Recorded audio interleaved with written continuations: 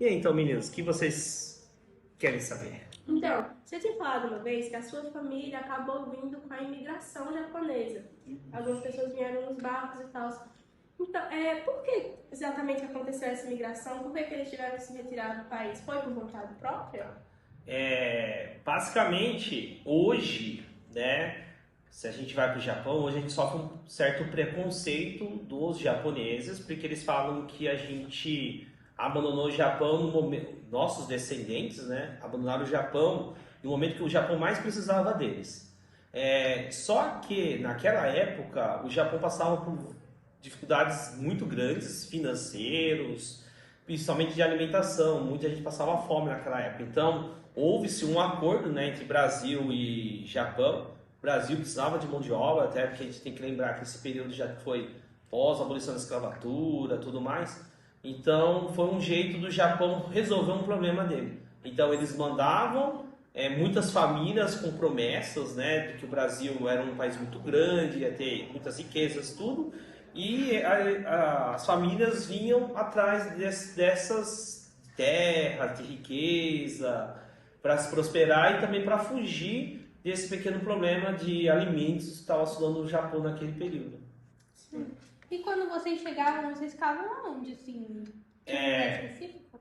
Se eu não me engano, né, se vocês entrarem no site do Museu da Imigração Japonesa, lá vocês conseguem consultar. Se você souber o nome ou a família, ou simplesmente uma data, qualquer lugar lá, você consegue fazer uma pesquisa para ver aquela pessoa, quando ela saiu do Japão, quando ela chegou, consegue ver em que porto ela chegou, de que região ela era do Japão e para qual região do Brasil ela veio. Então, a maioria, quase todos os navios vinham para Santos, e de Santos a gente ficava, era destinado para alguma região. Por exemplo, se vocês precisarem, a família do meu pai, eles foram designados, chegaram em Santos, foram designados para a região de Araraquara. Então, meu vô lá, chegando em Araraquara, ele foi para... Uma parte da família foi para Lins, outra parte para Tupi Paulista. Aí já minha mãe, a família da minha mãe, foi designada para Cotia. Né? Então, o assentamento do meu avô ficava naquela região. Então, era tudo destinado certinho, já direto de Santos, para qual área que eles teriam que ir. Então, você falou que o Brasil estava precisando de mão de obra e tal. E aí, esses japoneses, quando eles chegavam, essas famílias, elas tinham já um trabalho destinado para elas? Como que elas conseguiam se manter?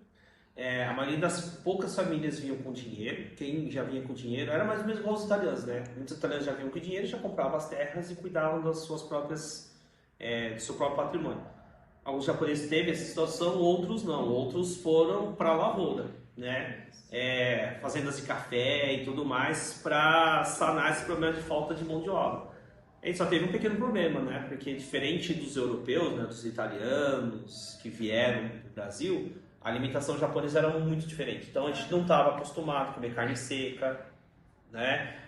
Arroz sim, o feijão, o arroz brasileiro era diferente do arroz japonês. Nossa, é muita Né? coisa. E o idioma, a maior barreira... A comunicação. A maior barreira foi a comunicação. Né? O idioma era muito diferente. Né? Então sofreram bastante nesse período de adaptação. Né? Então eles ficaram muito à mercê dos grandes fazendeiros naquela época. Né? Foi a recepção dos brasileiros? No começo teve muito preconceito, assim, muita discriminação, né?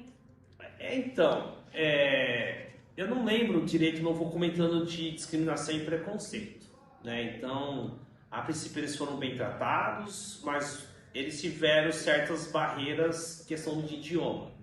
Né? Então, era difícil a comunicação naquela época. Né? Então, teve escolas e tudo mais para preparar eles, mas essa parte eu não vou conseguir precisar para vocês se houve. Eu sei que tem alguns documentos históricos que os brasileiros chegaram com bons olhos a chegada deles para o Brasil, né? Mas eu não tenho mais detalhes. Eu também estava precisando para mão de obra, então realmente foi bem atribuído, porque até onde convém, eles são bem aceitos. Mas e hoje em dia, já com os tempos atuais, você sente que ainda existe um pouco desses preconceitos, dessa visão fechada, dessa ignorância em relação aos estereótipos? Existe. né? Tem algumas coisas que a gente fica meio encucado, né? Por exemplo, todo mundo vê um japonês e pensa que o japonês, todos assistem anime, né? Come peixe cru. Come peixe cru. Ah, você come o peixe cru lá? Ou trabalha na feira vendendo pastel, ou planta verdura, né? Que todos sabem mexer na tecnologia, né? Todos os japoneses são high-techs e não é bem assim. Então a gente vê essas, como posso falar? Ignorância.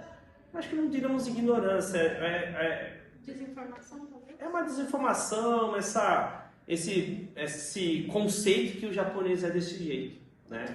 E a gente é uma pessoa normal como qualquer outra, né? Então, não é todo japonês que todo japonês é inteligente, né? Você chega na fila de um concurso, vê um monte de japonês e fala, cara, eu perdi, né? Essa vaga não é mais minha, Acontece. né?